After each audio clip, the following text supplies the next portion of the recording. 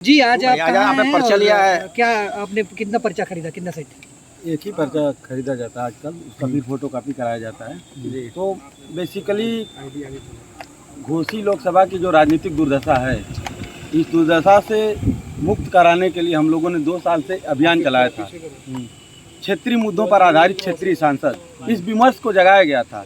लेकिन राजनीतिक दलों ने जाति और धर्म के आधार पर जो व्यवस्था बनाई है, उस व्यवस्था को स्थापित रखने के लिए ढेर सारे षड्यंत्र करना शुरू कर दिया।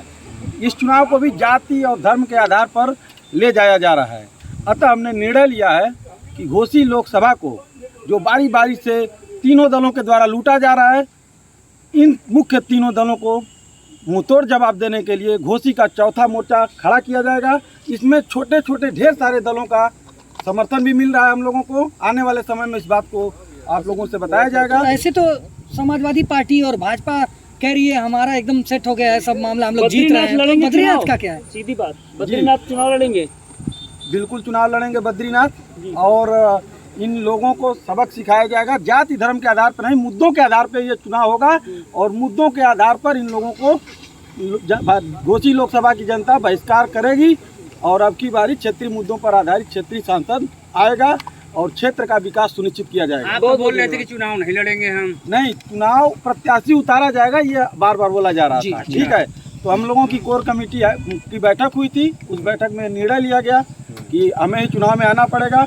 बाहर से रहकर इस व्यवस्था को बदला नहीं जा सकता। चुनाव के पहले सारे लोग ऐसे ही बयान देते हैं जैसे आप बोल रहे हैं। चुनाव जीतने के बाद या फिर हारने के बाद फिर वापस अपने घर को चले जाते हैं। घर हमारा यही है, तो घर बदल देते हैं। अपने घर पे ही तो रहेंगे। हमारा घर यही है, मधुबन में कटघरा शंकर। और इस चुनाव के पहले भी हम थे, चुनाव में भी हैं और चुनाव के बाद भी रहेंगे। आजीवन यहीं रहेंगे, यहीं पैदा हुए, यहीं मर मिटेंगे। फाइनल कर पाए कि नहीं, कौन लड़ेगा? कब तक फाइनल करेंगे? बद्रीनाथ स्वयं लड़ेंगे। ये क्लियर कट है, इसमें कोई संदेह नहीं है। ये चुनाव मुद्दों का चुनाव होगा। 24 साल से कल्पनाथ राय जी के मृत्यु के बाद से हमारा लोकसभा बदहाल है। जाति के आधार पे, धर्म के आधार पे कोई कहता है इतनी बार इतने साहब हुए, 13 राय साहब सांसद हुए, लेकिन काम करने वाले लोगों को यहाँ पे पूछा जाएगा।